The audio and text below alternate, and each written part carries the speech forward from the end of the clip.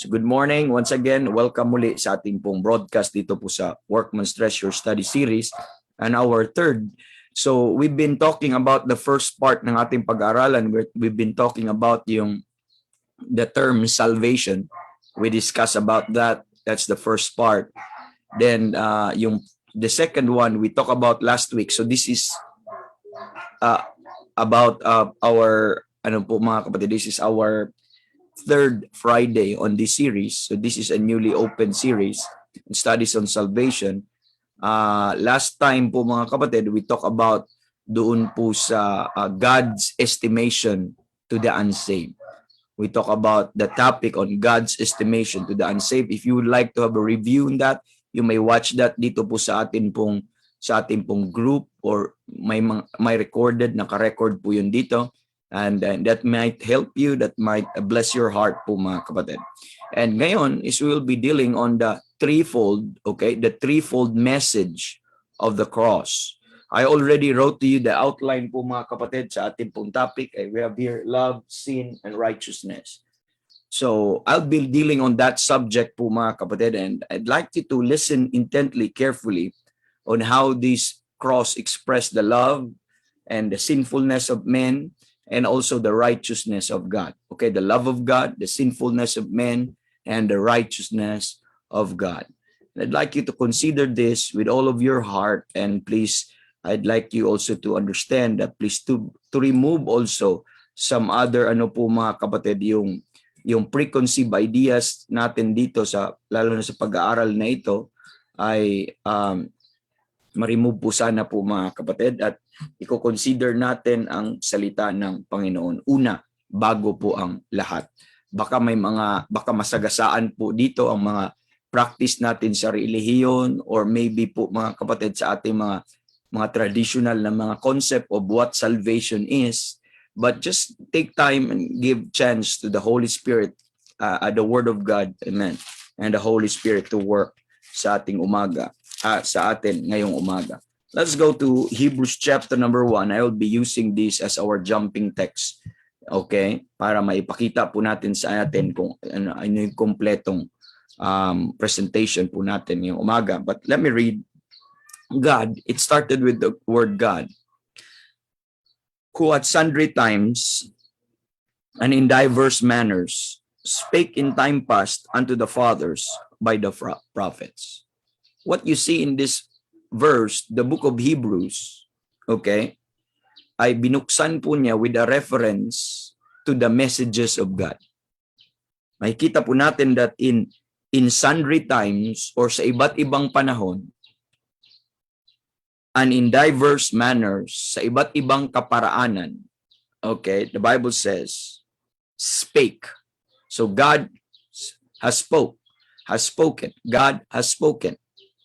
This is in reference to the messages of God which had been given into this world. So through time and ages, the Lord has been disposing His word to this world, or to mankind, and which have been widened the possible scope of man's understanding. Okay, it supposedly provide man's understanding, or even widen the scope of man's action, okay, from the limitation of the things of this world. It could provide supposedly sa atin ng understanding na makita natin yung limitations, okay, of the things of this world, and also the conclusion of the finite minds to the issue, okay, of the entire sphere of God's redemptive purposes, and the verities of and the surety, or the verities of the infinite. O mga kapatid, ibig sabihin, God has not hide Himself, okay, and just sit there on His throne and doing nothing, but praise God, God has spoken. God has disposed. God has let men know, and desire for men to understand kung ano ang kanya pong mga purpose, or God's redemptive purposes, and the certainty, mga kapatid, okay, of who He is and what, okay, He does.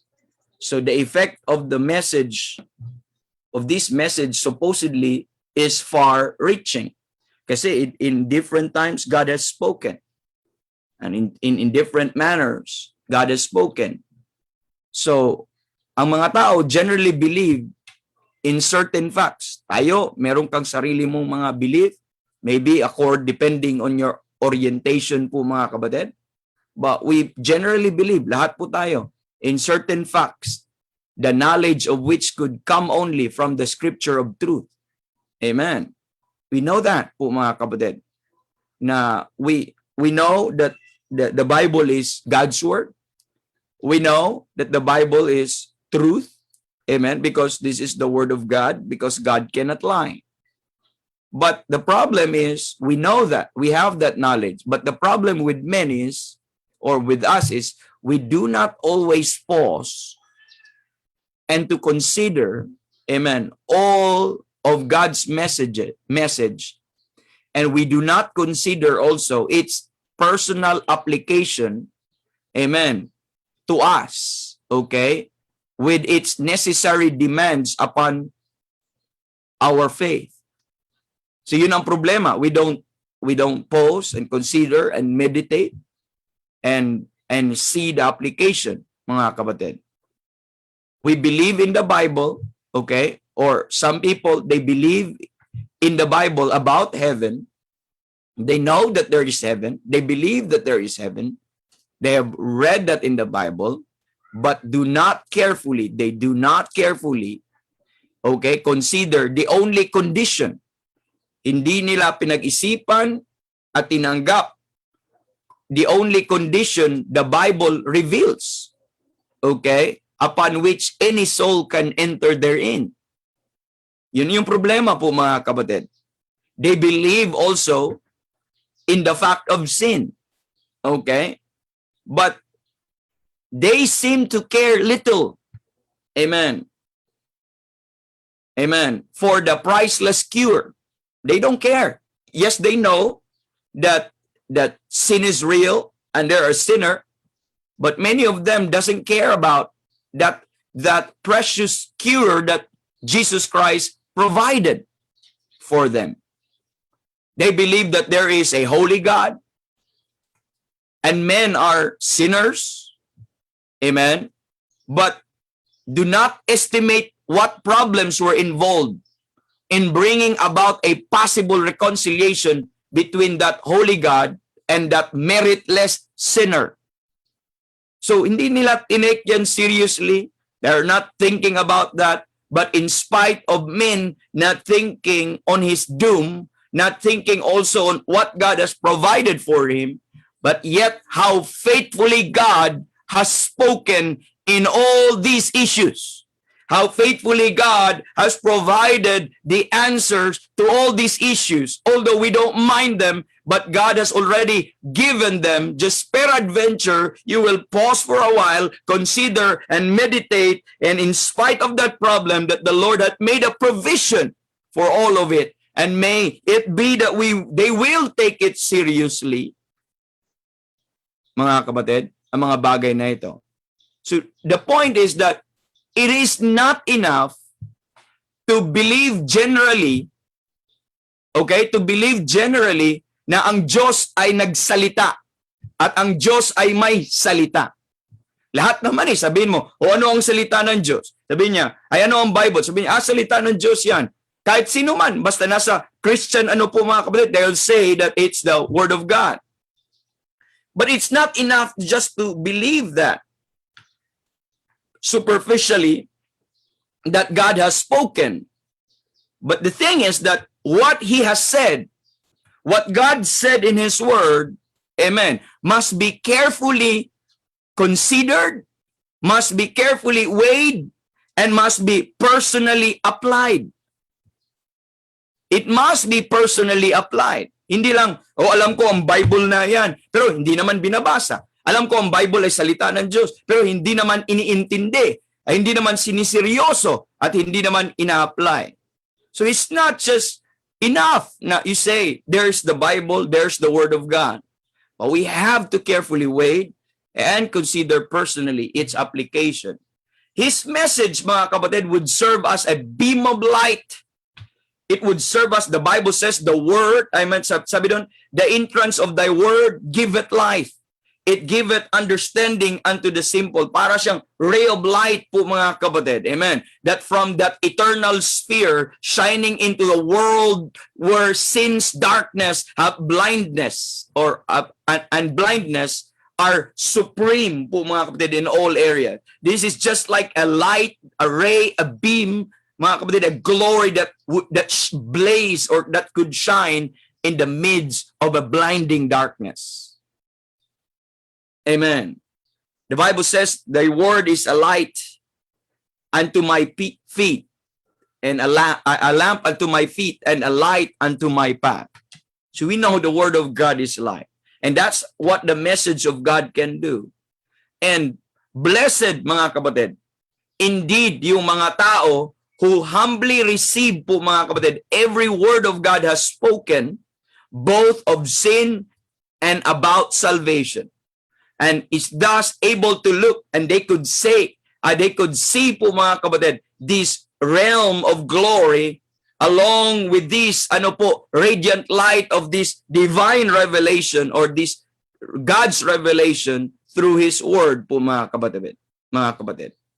So we see there that God has spoken, and the message from God has spoken, amen, to the fathers by the prophets, and those words are contained in the Old Testament. Those words are contained in the Old Testament. But in verse number 2 of Hebrews 1, hath in this last day spoken unto us by His Son.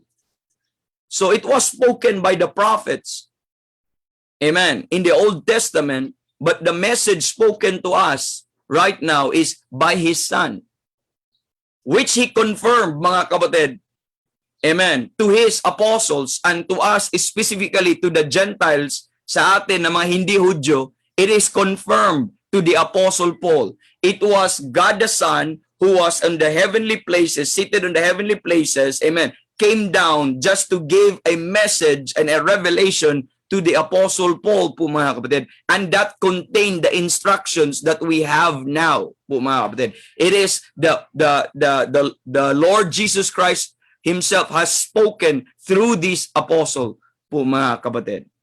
And this message that God has given to Apostle Paul contains that message of salvation also, primarily on the message of salvation, that great salvation which in no wise, can be neglected, with impunity.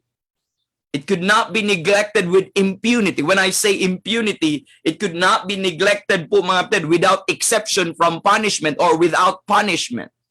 So you could not just neglect this without consequence. You could not just neglect this great message that God has spoken already concerning sa kanyang redemptive work, concerning sa kanyang plan on how He dealt sin po, mga kapatid. You could not just get out from this and escape with this po, mga kapatid, with impunity. You have to understand that.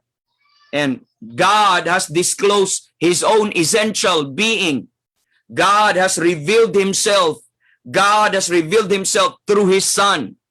And in this revelation, mga kapatid, which He had made through His Son, God is said to be the light. God is said to be the life. God is said to be the love or the wisdom, the power or love po, mga kapatid. Ibig sabihin, Jesus Christ is that the image of God. He is that express image of His person. Amen. And the outshining of these elements which are in the being of God, the manifestation of God's being, and that is through His Son. Amen. And that's why po, mga men of Christ's time, men during sa earthly ministry ni Kristo po, mga kapatid, have their knowledge of Him, and they were able to say po, mga kapatid, that no man has ever spake as this man. Yun ang pagkakilala. No man has ever spake as this man. And we know that, sabi ni Nicodemus, we know that thou art a teacher, came from God. For no man can do these miracles that thou doest, amen, except God be with him. So makikita po natin mga kapatid, the wisdom of God and the power of God and the person of God and the character of God and all that God is and all that God has were recognized in Christ. They are expressed in Christ po mga kapatid. Amen. But the wisdom and power po mga kapatid of God, this wisdom and power of God had already sufficient revelation in the very things that were created. So the wisdom of God has been displayed and the power of God has been displayed, amen, in the things that created or in creation, that even yung mga heathen or even yung mga hindi na pangaralan ng salita ng Diyos is without excuse. The Bible says that they are without excuse. Let me quote Romans chapter number 1, verse 19 to 20. The Bible says, because that which may be known of God is manifest in them, for God hath showed it unto them, for the invisible things of him from the creation of the world are clearly seen, being understood by the things that are made, even his eternal power and Godhead, so that they are without excuse. So there, the wisdom and the power of God has been displayed. But such, mga kapatid, in that cross, has displayed something, okay, the cross had displayed something which have not displayed, amen, through time and eternity, po mga kapatid, yet, in creation, it declares the wisdom of God, it declares the power of God, it declares the glory of God, it declares the handiwork of God. Amen. But at least these three messages, amen, from God through his Son are revealed in the cross, and only through this cross po mga kapatid are these things are fully displayed and fully manifested, that was not displayed in creation, that was not displayed in, amen, in any time or any age po mga kapatid. And let's start with this first off po mga kapatid. Let's look at the word love. Umpisa natin dito sa love. Now, I told you that Jesus Christ kanina is the image of God, the express image of God. Now, in John chapter number 1, verse 18, you see in this verse a special manifestation of God. You see in this verse in John 1:18 that God manifested himself through the Son. The Bible says that no man had seen God at any time. The only begotten Son, which is in the bosom of the Father, okay, he had declared him. So Jesus Christ is the declaration of who God is. And Jesus Christ is in the bosom of the Father because no man had fully seen God at any time. They may have seen just the glimpse of the glory of God or the back of God, but no man have seen fully, amen, the glory of God at any time. So for men to see, amen, who God is, amen, and what God does, amen, he sent his only begotten Son from his bosom, amen, to show us who God is. Para ipakita sa atin kung sino ang Diyos po mga kapatid. Amen. Yes, mga kapatid, nakita po natin that his law, his power, his glory had been revealed to some extent by the things that were created. Na ipakita na in some way, somehow, ang kanyang kapangyarihan at ang kanyang glory sa creation or sa mga bagay na nagawa po mga kapatid. But the complete revelation had not been given, and there was to be a very special unfolding of his bosom of love po mga kapatid. The Son was in the bosom of the Father. You know that. The Son was in the bosom of the Father. When you nasa dibdib, When you say bosom po mga kapatid, that is the seat of affections. From the bosom which he never departed. Throughout eternity, the Son was always been in the bosom of the Father.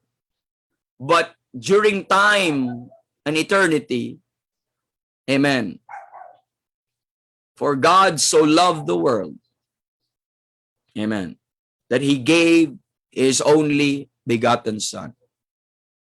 And for eternity, from eternity, that Son was in the bosom of the Father, whom he loved. Amen. With an everlasting love, with an eternal love.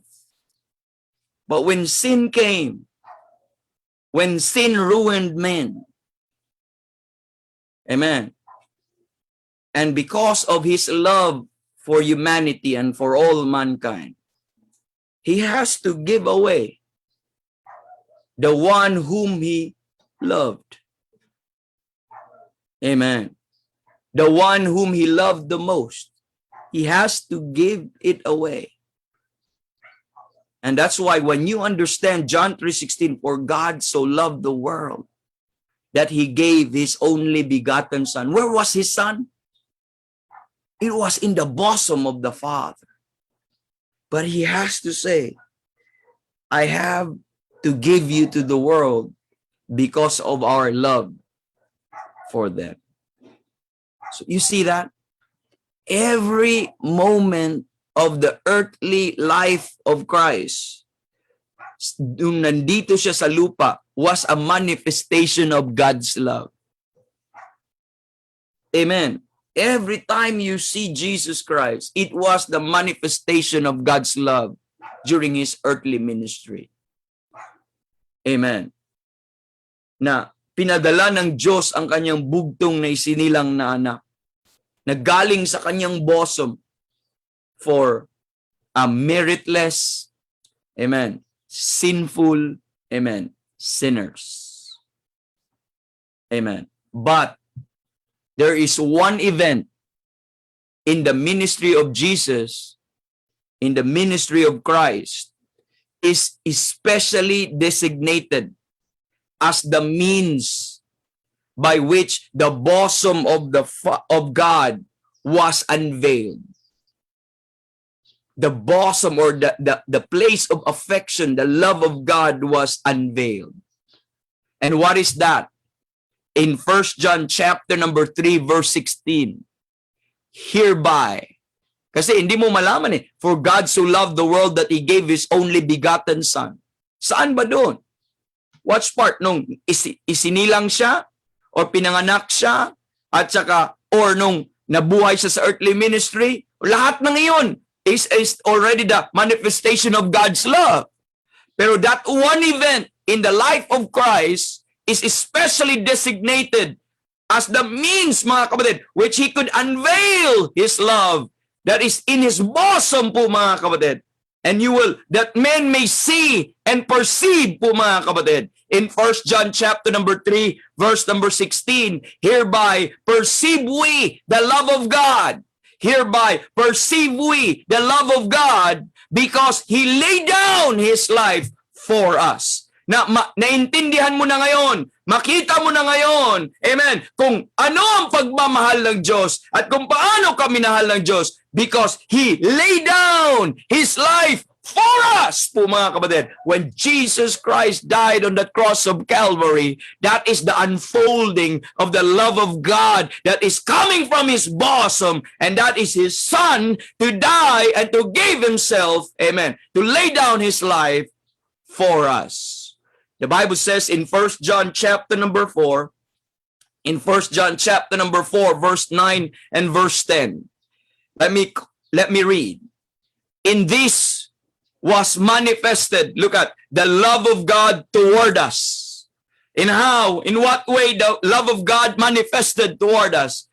Because that God sent his only begotten Son into the world. Where was then the Son of God? Amen. Before he was sent, he was in the bosom of the Father, the place of special affection But he manifested his love for you and for me when he sent his only begotten Son into the world that we might live through him. And herein is love, not that he loved us and sent his Son to be a propitiation for our sin po mga kapatid. That's where the love of God was expressed po mga kapatid, when he sent his Son for the purpose of propitiation.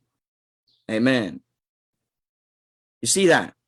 And that's why when you see the cross, you will see the death of Christ.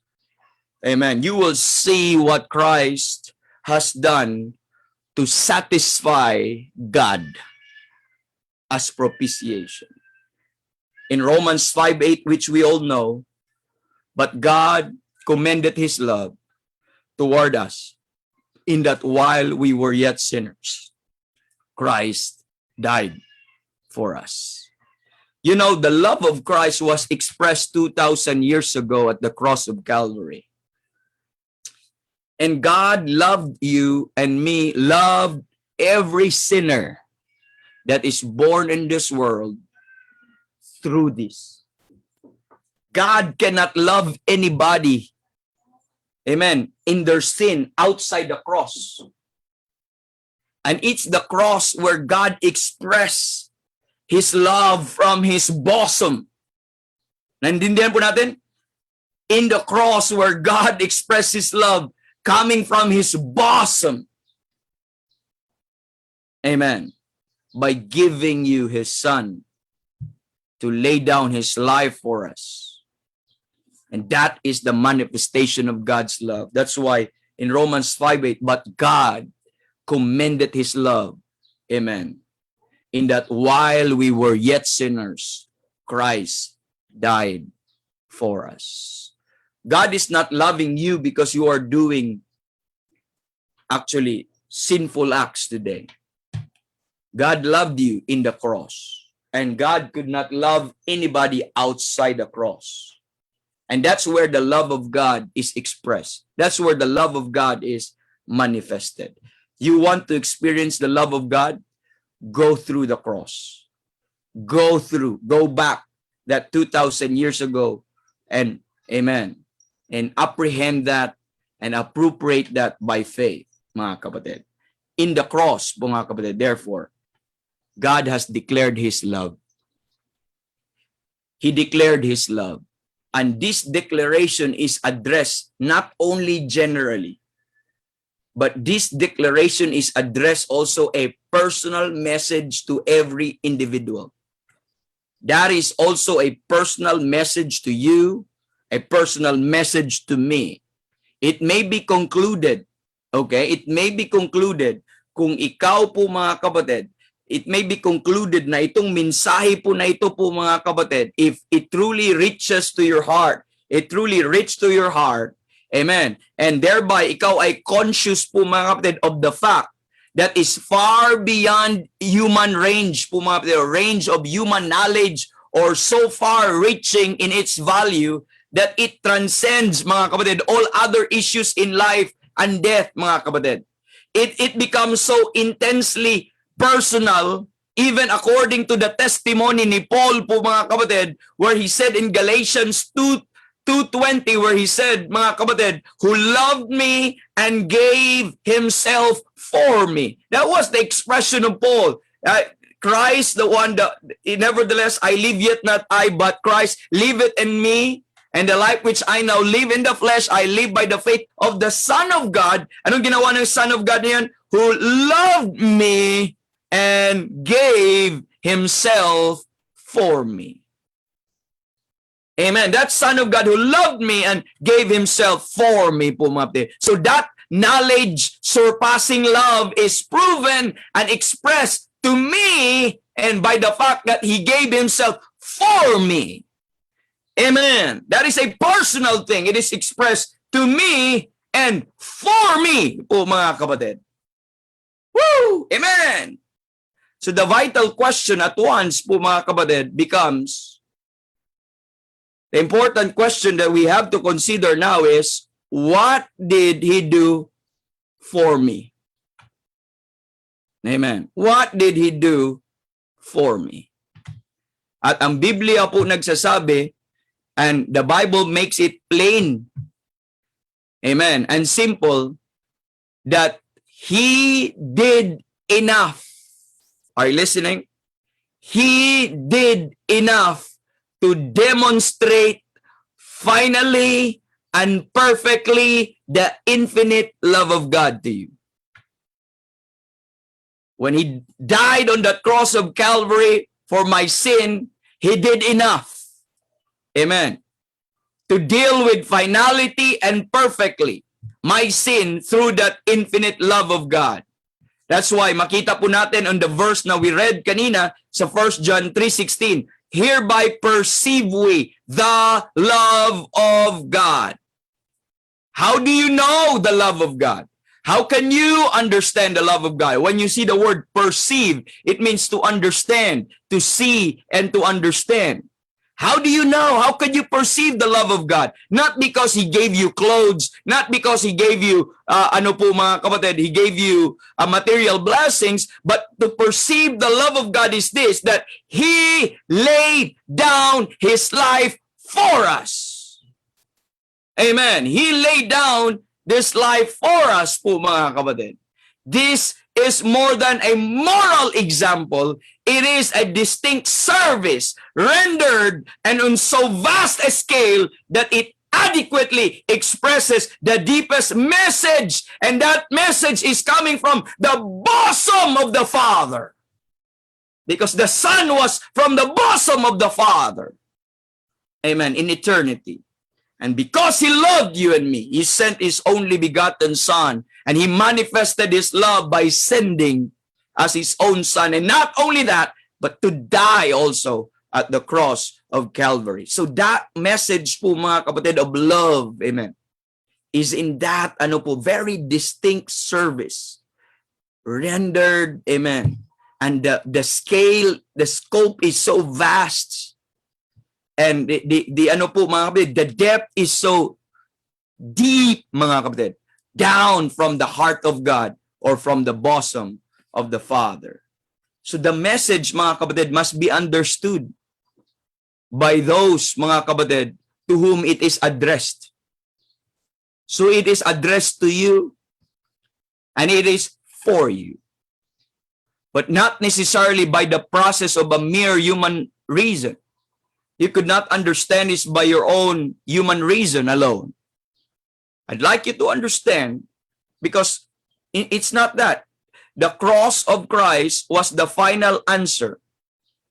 Amen. That is, yun ang sagot ng Diyos sa ating napakalaking pangangailangan at problema ng ating kasalanan na inimpose doon sa puso ng Diyos.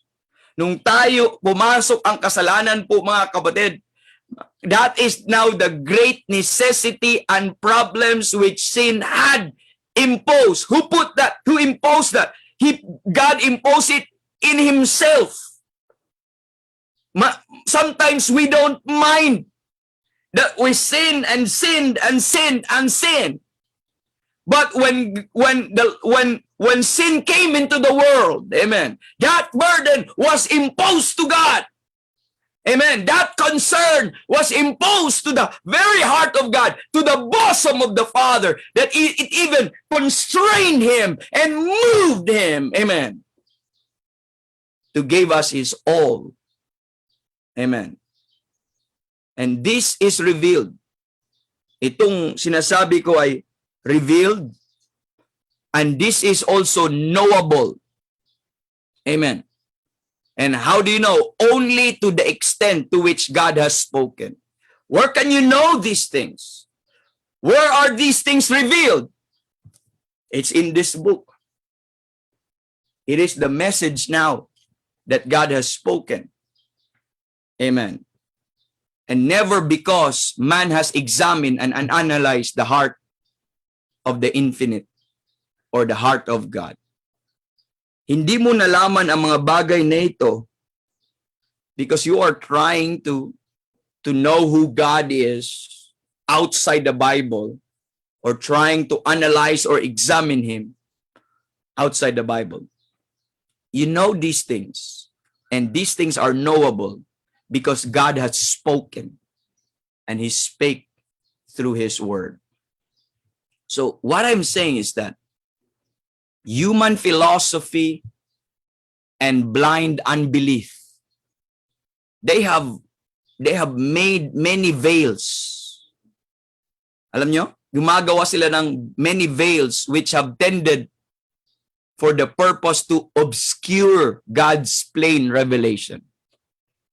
Yung mga philosophy, traditions of men, rudiments of this world which are not after Christ, and the unbelief ng tao or even religion, they try to obscure the plain revelation. They try to impress to somebody that this is what God said outside the Word of God. It's wrong. They try to give the impression that the condition which moved the heart of God exists in the realm, mga kapatid. And I'd like you to understand na madami man, but please know this, that the condition which moved the heart of God, you see that my sin moved the heart of God. Are you listening? Amen. Your sins have moved the heart of God. The sinfulness of man has moved the heart of God. Amen. And that exists in a higher realm, mga kapatid. And there is no comparison, there is no parallel, there is no counterpart in human range of knowledge po, mga kapatid. In human reason, it cannot be sufficient to judge or even to challenge which God has seen fit to reveal. And therefore, it could not be analyzed outside the Word of God. It could not be understood by the form of philosophy and form of feelings and form of mysticism. It can only be known and understood if upon the revelation of God through His Word po, mga kapatid. And anything which adequately represent the infinite love of God, they would hardly be compressed into the limitation of man's wisdom. Therefore, you could not rely on science, you could not rely on philosophy, you could not rely on religion. Amen. Pagdating po sa love of God, you can only know it in its extent and the depth of it, the length of it. We are told in the Bible, and it can only be the Holy Spirit through the Word of God that these things can be revealed.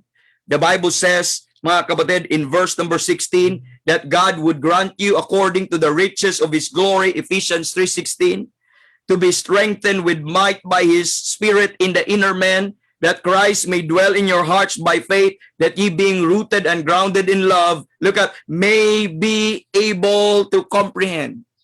These things not only are knowable, but these things are comprehensible, that ye may be able to comprehend with all the saints what is the breadth and length and depth and height, and to know the love of Christ, which passeth knowledge, that ye might be filled with the fullness of God. So knowledge of the love of God outside the Bible is always, mga kapatid, is contemptible.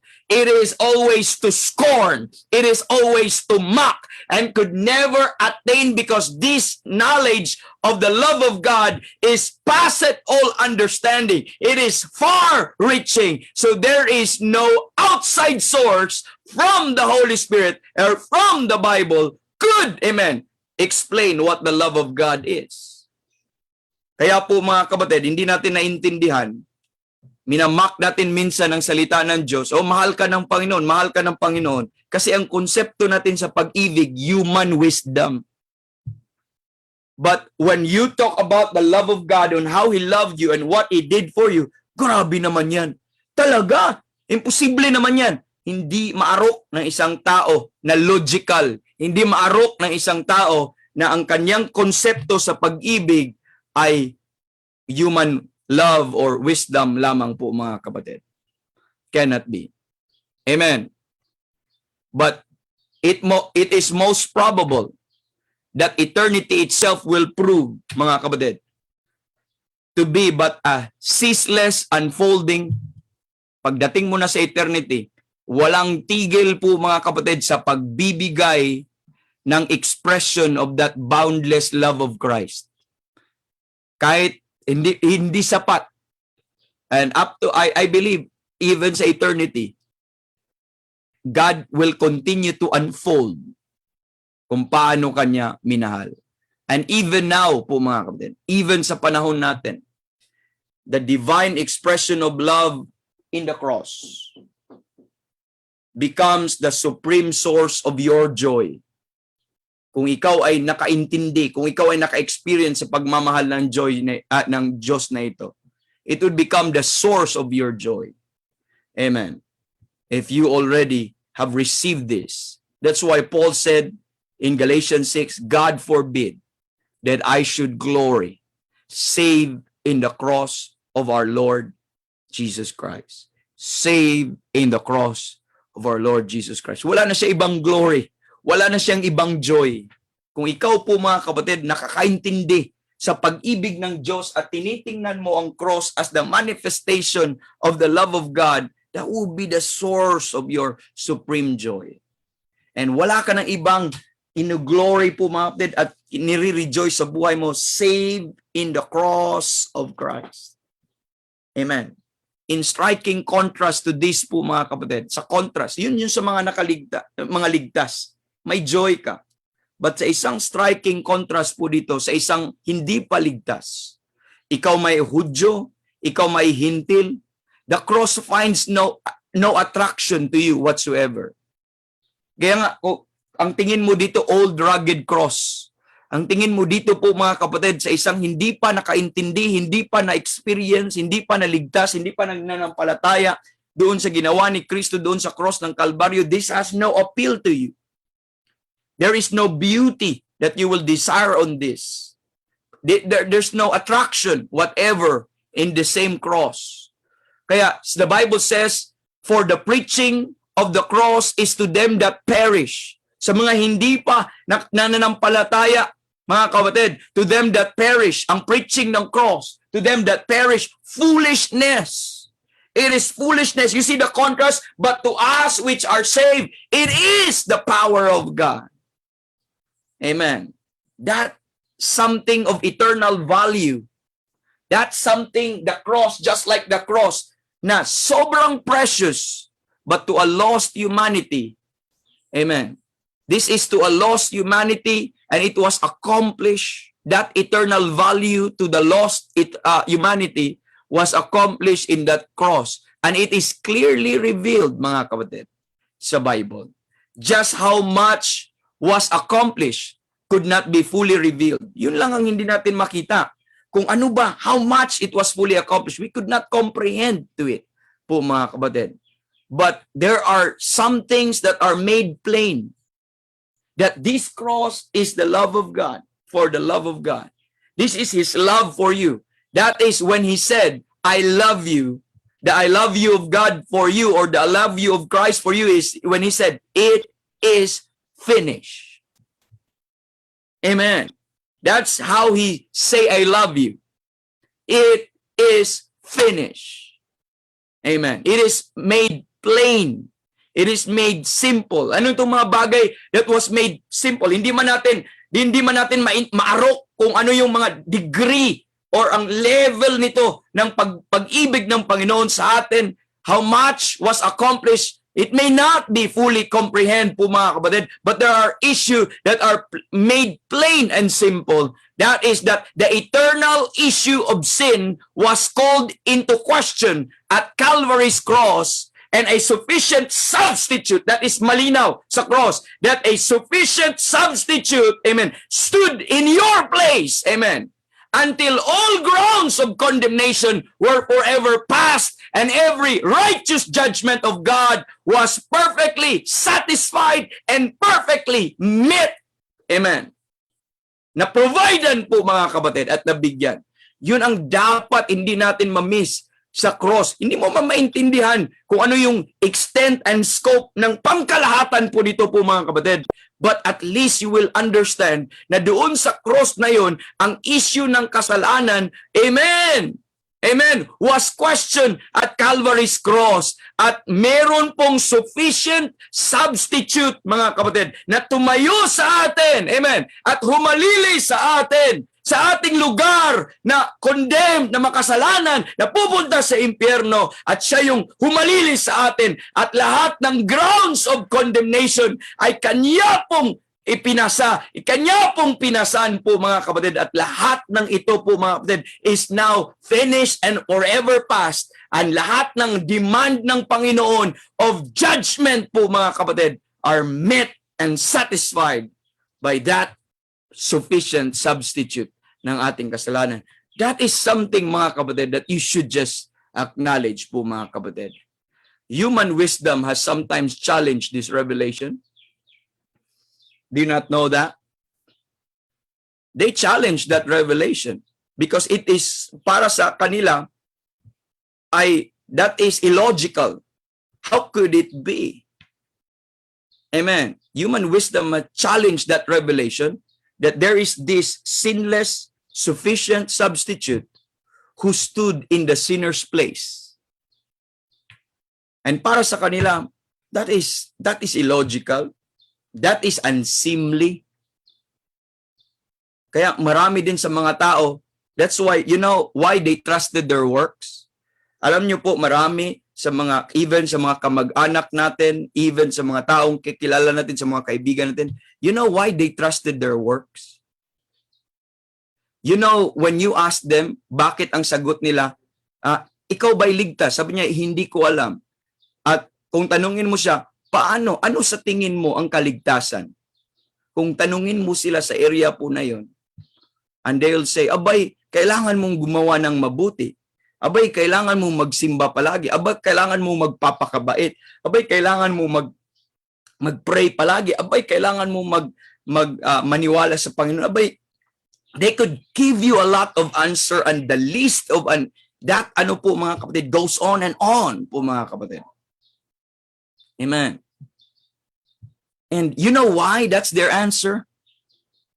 Because in their human mind, in their human wisdom, mga kapatid, that is absurd when you tell them about God loved you and He has done all the necessary requirements to be saved for you.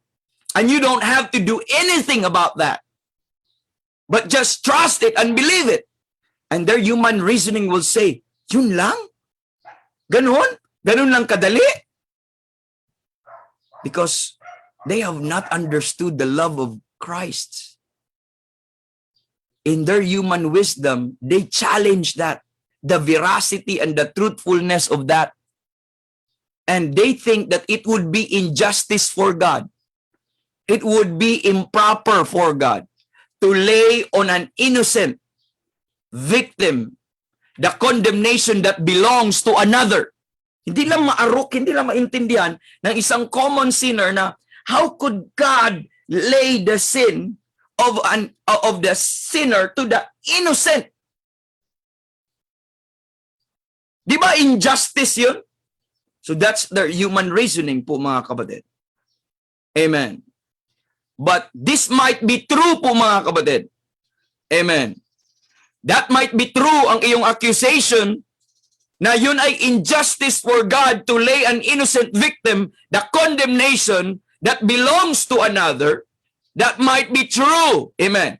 If kung malaman natin na yung innocent na yon, yung innocent na kung saan na ipatong sa kanya ang kasalanan ay unwilling victim, he would become unwilling.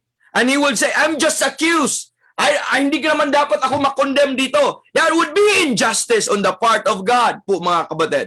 But on this very point mga kapatid, in this point, every doubt, is forever should be dispelled. Every shadow of doubt should be removed po mga kapatid. Because in Hebrews chapter number 10, verses 1 to 14, if you read po mga kapatid, where the sin offerings of the Old Testament are held in contrast to the one offering of Jesus Christ, the Lord recorded in that verses in Hebrews chapter number 10, then he said, then I am come to do thy will, O God. I am come to do thy will of God. It was in eternity. It was the Son of God who said, I come to do the will of God. When it's time to send his Son, he said, Father, I will go. Father, I will die for them. Father, I will save them. And he said, I will come. Amen. To do thy will of God. So at the time of that crucifixion, he said to the Father, amen, before to that crucifixion, in the midst of temptation, he said to the Father, nevertheless, not my will, but thy will be done. It was a voluntary death. It was a death of love. It was out of love that he gave. He was not unwilling victim. He was not unwilling victim, but he chose to die for you and me. It was his bosom, it was his love, mga kapatid, to express on how much he loved you. And therefore, that form of accusation, that it would be injustice or improper for God to impute the sin, okay? To impute to the innocent the sins of many, or the transgression of many, if, amen, if the innocent will become an unwilling victim. But he was not. Amen. He did it. He voluntarily did it. Amen.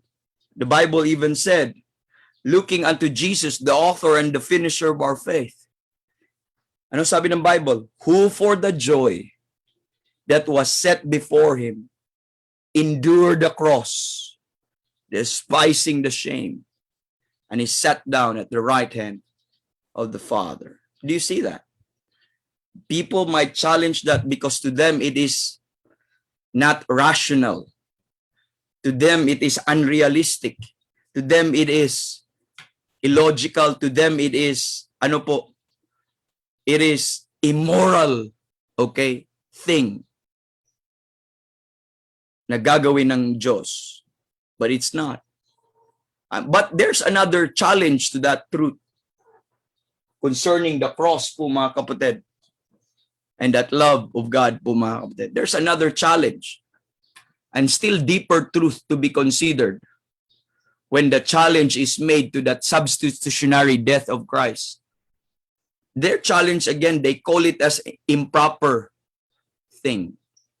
They call it as an immoral thing. They call it as injustice thing. But I'd like you to understand is that look at 2 Corinthians chapter number 5. I'd like you to look at 2 Corinthians chapter number 5. Let me read, mga kapatid. The Bible says, and in verse number 18. And all things are of God, who hath reconciled to us by Jesus Christ, himself by Jesus Christ, and hath given to us the ministry of reconciliation. Now, I'd like you to ponder and consider verse number 19. I will read this to you if you don't have your Bible with you. But look at, to wit. It means to know. But the Bible says to know. I want you to know. To wit. Okay, know this. That is ibig sabihin. To wit or know this. Look at. So don't miss this knowledge. What? That God was in Christ. So it was the Godhead. It was not just Christ alone.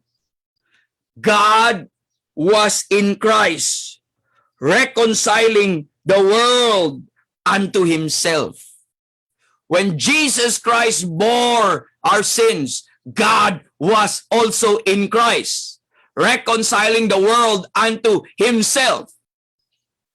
Now, take note on that. God was in Christ, reconciling the world unto himself. Now, question ko po mga kapatid, shall not this infinite God be morally free, is he not free to bear, to bear on his own breast or is on his own self, mga kapatid, the judgment of the one his infinite love would save? Hindi ba libre ang Panginoon on his own po, mga kapatid, na dadalhin niya ang judgment na yon sa isang tao or sa creature na kanyang minahal na gusto niyang iligtas? Isn't it his own right? Isn't it not righteous? Isn't it not just when he will volunteer himself and say, I will do it for you because I love you? Amen. Ang tanong ko, would not a mother be morally justified who would cast first herself between her child in the fire if they were to choose? O sabi ng mother, okay, ako na lang ang masunog sa apoy para sa kanya na. Is that a violation of rule?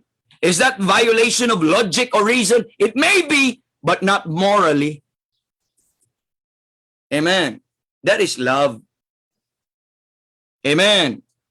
Would the child be justified in later years when gazing on that, mga kapatid, on those frightful scars ng kanyang nanay, that sunog po, mga kapatid, and to deem that love act as an immoral thing, would say, ano bang klaseng ina ka? Bakit mo sinunog ang sarili mo para sa akin? Ganun ba?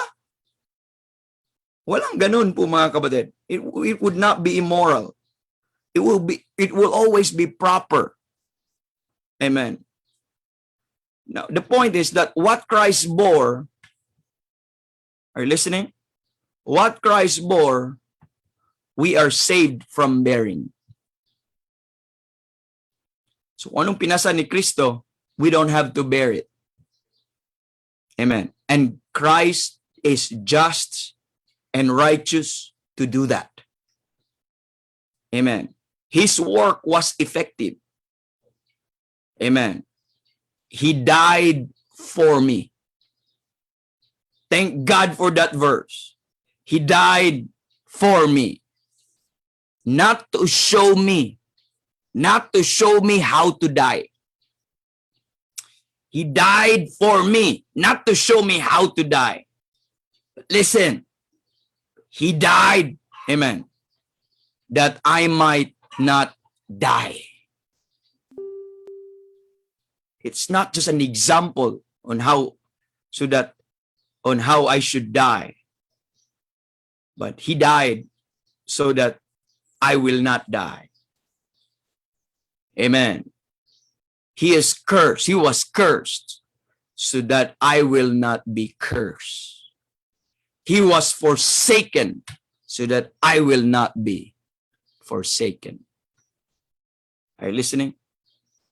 Amen. He bore that sin so that I don't have to bear that sin. He went to hell so that I don't have to go there for you and me. What about that, mga kapatid? That is God's love in expressing itself to human hearts. It's God's love. When it is expressed, mga kapatid, to the human hearts, provided a substitute for them in their sin judgments, and the issue of which reach out into infinity or even into eternity.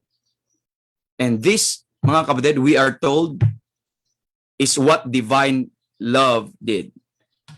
Amen. Then, who can measure? Who can now say, and what kind of blasphemy of those who speak of this love expression as an improper thing, as an immoral thing, as the thing of injustice? What a blasphemy when you try to judge what love can do. Amen. So that is fallen. Amen. So that is the fallen. Okay. So fallen is the heart, mga kapatid. That is the type of heart of that fallen man That is the type of heart of that unregenerated man.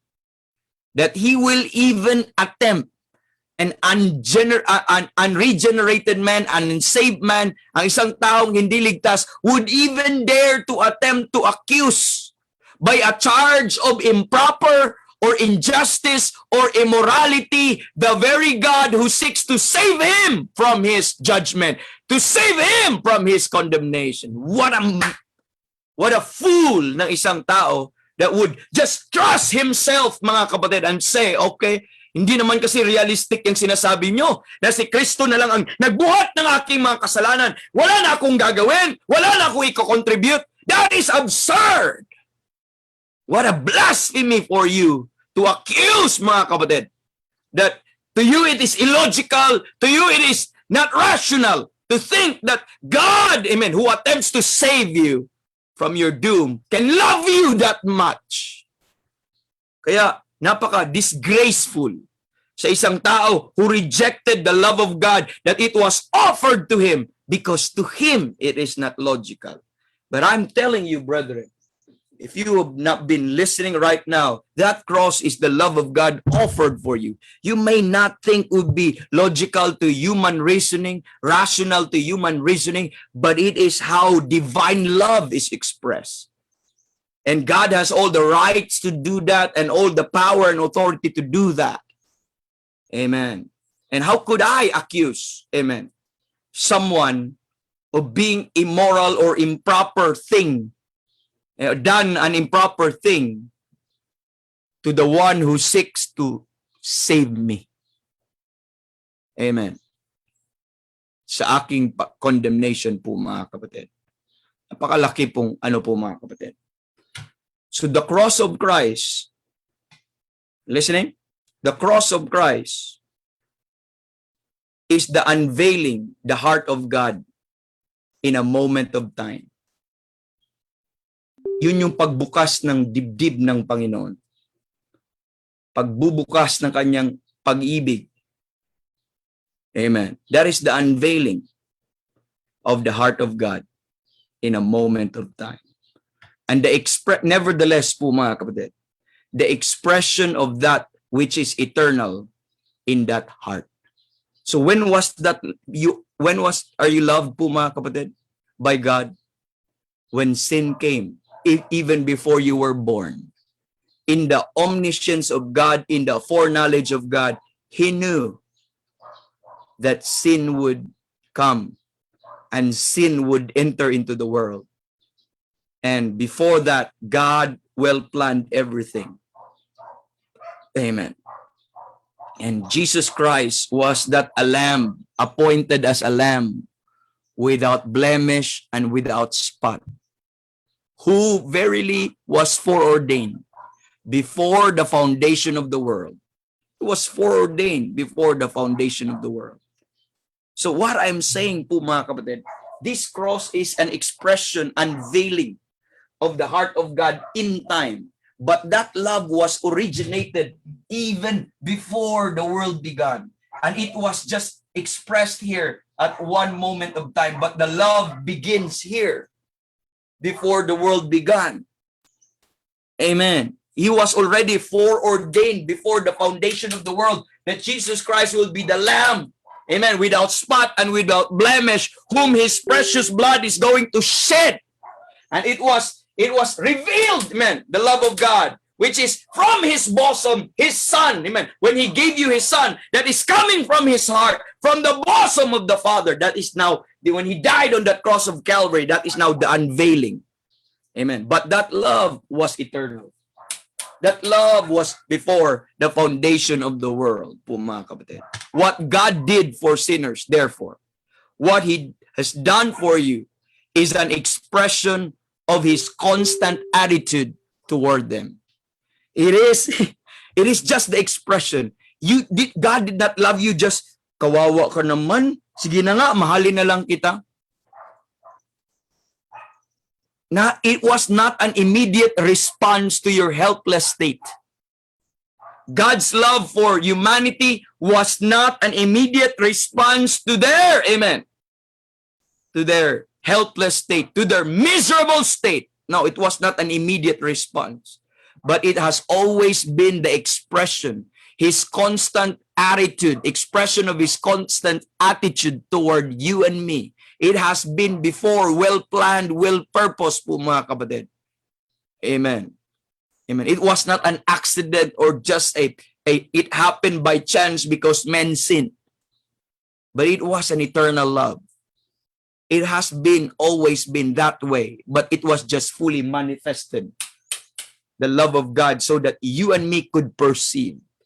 Going back to that verse, hereby perceive we the love of God when he laid down his life for us.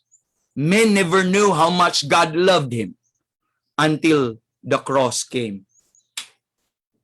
Because that's the expression, amen, the manifestation of the love of God. So the cross, therefore, then, is an assurance of that undiminished love of God at this very hour, at this present time.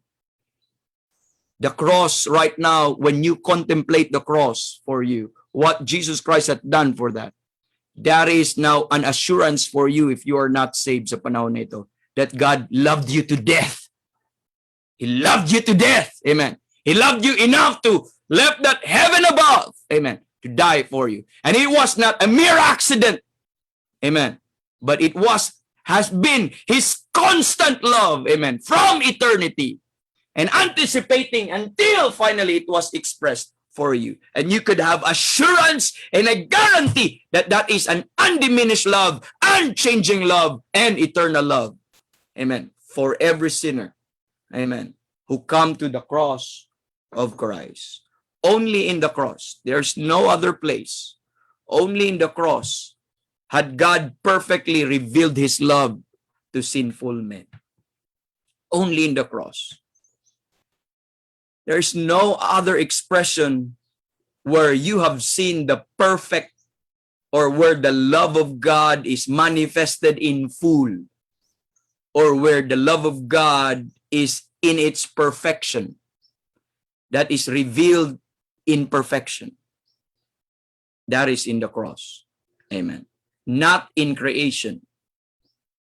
Not in nature. Not in the things and relationship of this life. It was not expressed there. Because all of that may fail. Amen. You think the love of God was expressed and shown in the relationship, but it was shown here. Because all of those other relationships, mga kapatid, will fail.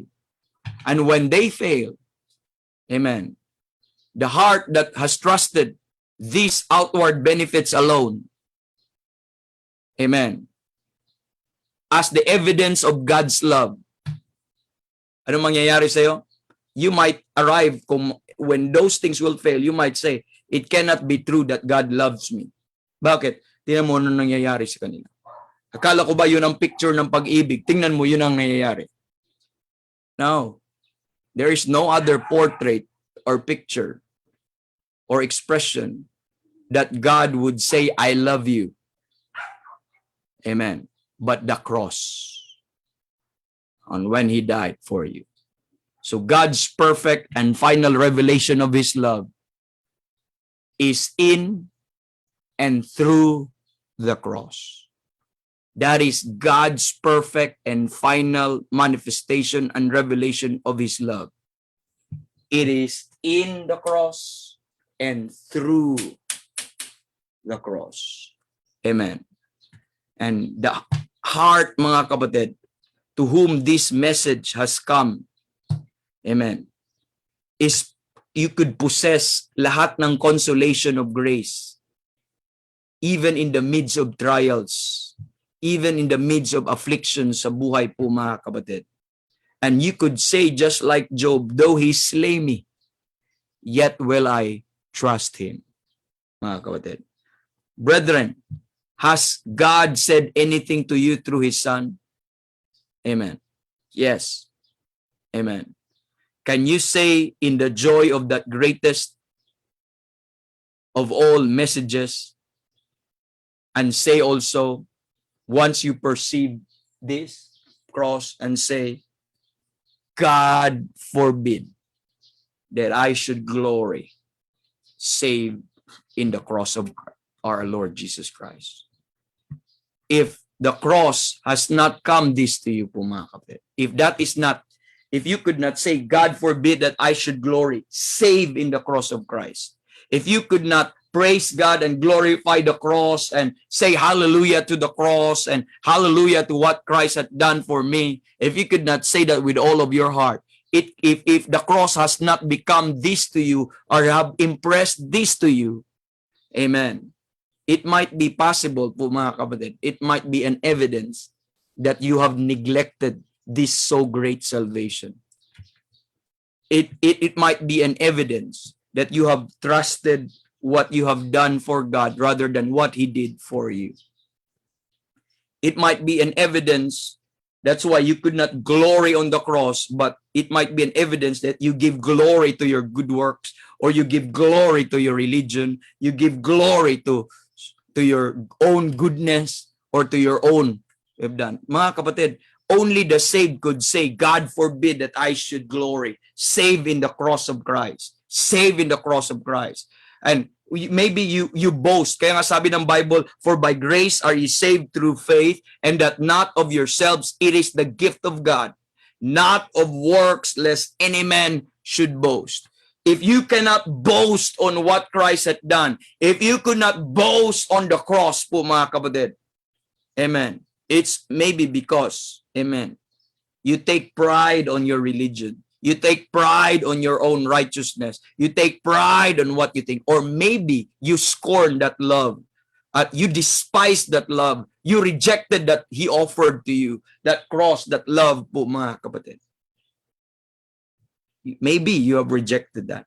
And say, it is illogical, it is not rationalistic to think that God would just, because of love, quote unquote, and would give up Himself and everything just to die for the sinners.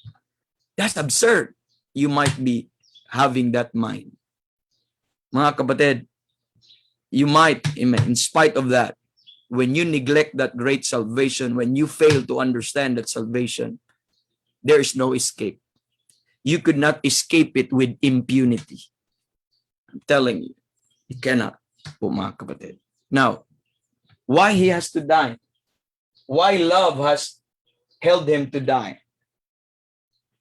Why so? Because God is holy. God is righteous. And God is just. And God, because of His love, it's not just like the love of man that will just condone. This loving is not condoning. This loving is not compromising. This love is not, mga kapatid, is not violation or compromising any of His attributes.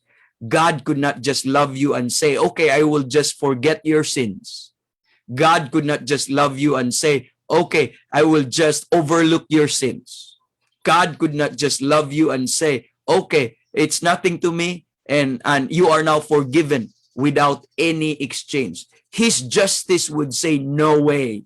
His holiness would say, no way. His righteousness would say, no way. So God is not free, amen, just to love you by violating Himself. But love found a way. Love finds on how He could love you at the same time and how He could also satisfy Himself at the same time. Amen. You see that? God was in Christ reconciling the world unto Himself. This is God loving you. Amen. The desire of God to love you at the same time, to satisfy Himself and to lavish Himself. Amen. Paano mangyayari yan? The only way is the cross. There's no other way. The only way is this.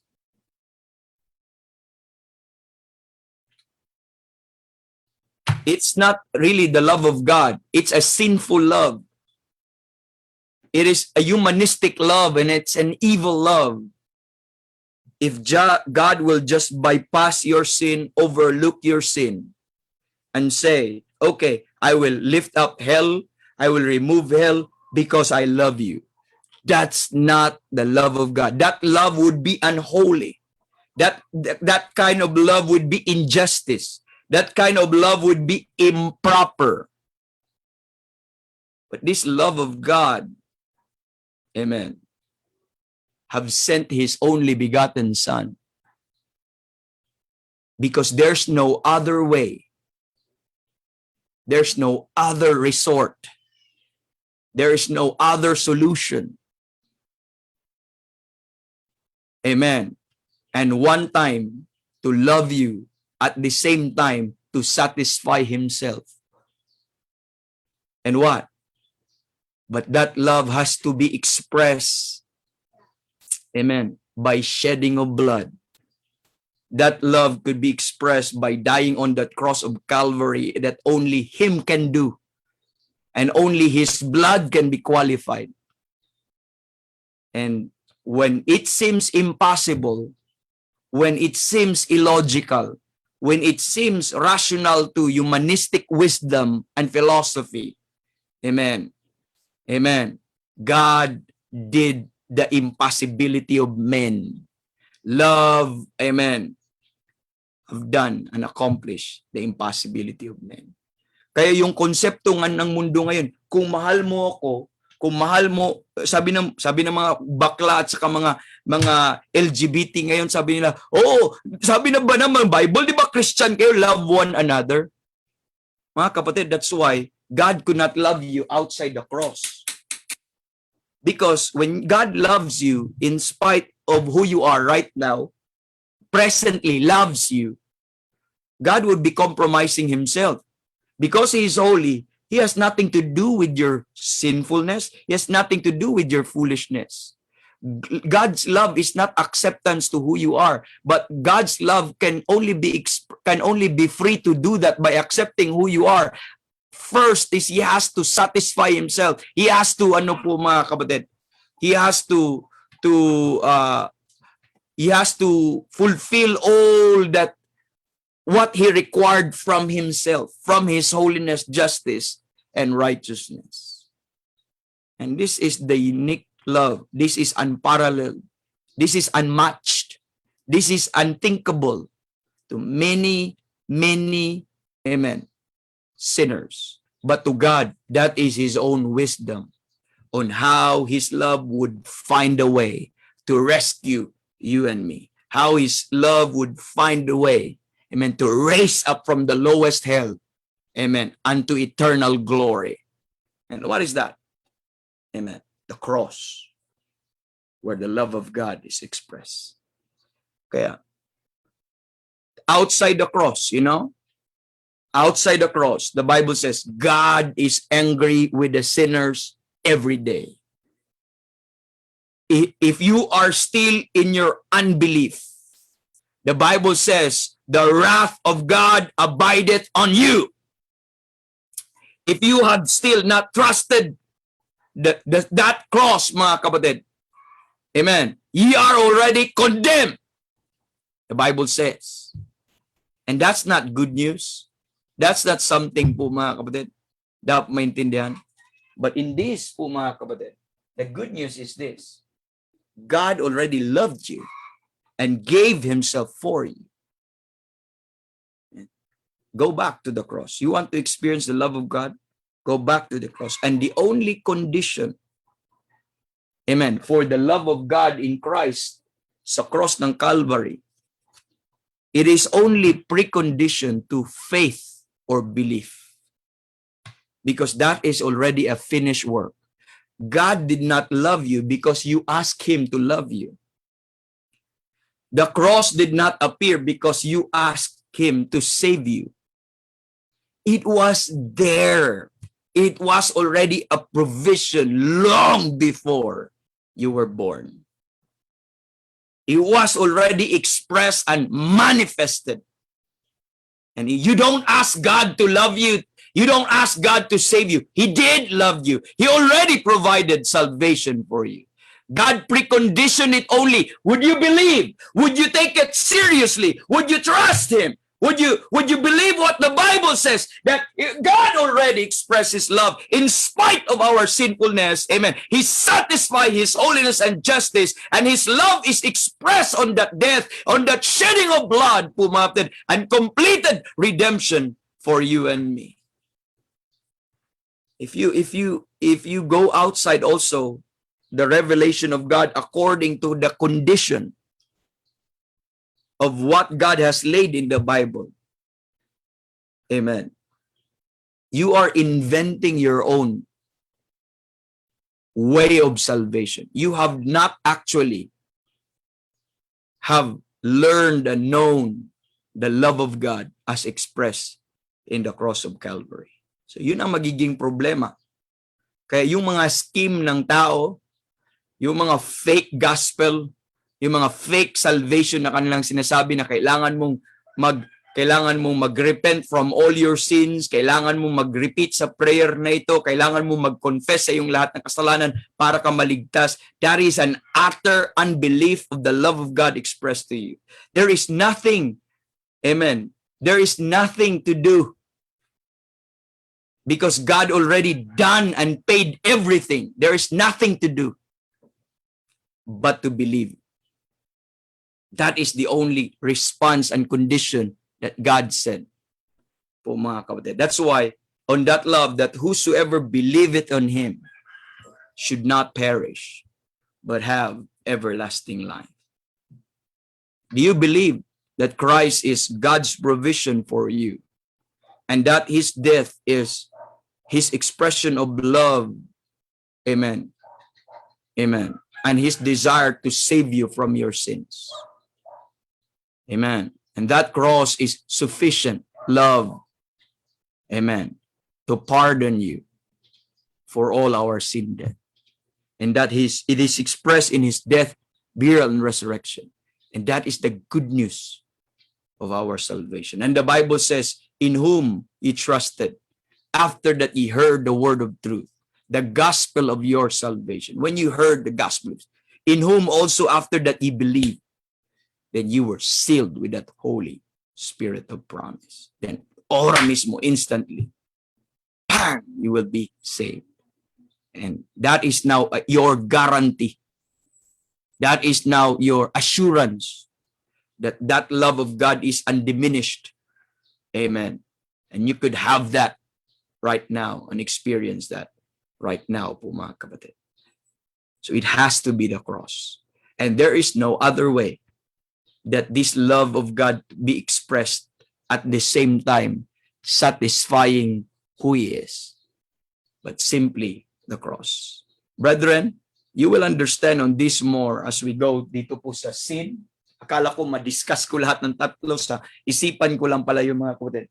So we are done with this love, but we will move on to sin. And also next is righteousness. Next week po mga kapatid. So we will continue this threefold message of the cross. Kasi connected po ito po mga kapatid. Itatay natin to lahat, itong love, sin, and righteousness as we go on sa mga next part po natin po mga kapatid. But as of now, araw po mga kapatid na ipadala po tayo doon, naidala po tayo doon at na-refresh ang ating mind, ating maisipan sa pagmamahal at pag-ibig ng Panginoon sa atin at kay Kristo. And don't forget that that love is from the bosom of the Father. Amen. It is from the heart of the Father, unveiled at one time, the cross of Calvary. Amen. Because why? Why it has to be that way? Don't forget. Because God is holy. He cannot compromise. He cannot condone sin. And He could not just bypass sin. And because of that love, it moved Him to die. And it compels Him to die. It constrained Him to die. Amen. And at the same time, loving you, at the same time, satisfying Himself. You know, pag love kasi po mga kapatid, it's more on the object. ang benefit is more on the object of the love or the recipient of the love. So it's one way. Pero ang holiness kasi, righteousness, is sa character ng Diyos yun na kailangang masatisfy siya. So God could not just satisfy you at the same time forgetting sa kanyang sarili. He would be violating himself. But praise God, through the cross, nag-met yung to satisfy for our benefit at sa kanyang benefit. That's why it has to be the death of the cross. And praise the Lord for that. And that is who God is. That is our God. And hallelujah, what a Savior. Amen. Hallelujah. And that, what a God that we have po mga kapatid. And by we should know these things and appreciate and understand. Amen. That's the message na ating gustong ipakita, yung pag-ibig. Yan ang pag-ibig ng Biblia. Amen. Hindi pag-ibig ng inisinasabi ng mundo sa sandali, sa mga panahon po natin. Amen. So, thank you, brethren, for joining us, for your patience. Thank you dito sa Zoom at kasama din natin dito sa ating pong Facebook Live, and I praise God for all these things, mga kapatid. And let's pray. Thank you, Panginoon, sa inyong pag-ibig na nai-reveal sa inyong salita. Nai-reveal sa 2,000 years ago, now nakaabot sa amin, Panginoon, sa pamamagitan ng salita. Sana, Panginoon, as we go on this message, na maintindihan po namin ang inyong pag-ibig na in-express sa amin, at not only ma-appreciate namin, ma-apprehend, at amin din po mai-appropriate sa amin po sa pamamagitan ng pananampalataya. And thank you sa inyong ginawa doon sa cross ng Kalbaryo, but hindi man namin maintindihan ang extent ng inyong pag-ibig, Panginoon, but at least we know that you loved us that much, enough to die, Lord, for us. And it is a wonderful thing, Lord, to know on how much you loved us. And tulungan niyo kami, Lord, at tulungan niyo din ang mga hindi pa na-settle dito, na pinapagana pa nila ang kanilang mga rationalistic na mga kaisipan, Panginoon, na but sana by your Spirit maipaabot sa kanilang heart, isi-shed abroad ng Holy Ghost sa inyong heart, sa kanilang heart ang inyong pag-ibig. And purihin ka sa umagang ito, give you glory sa lahat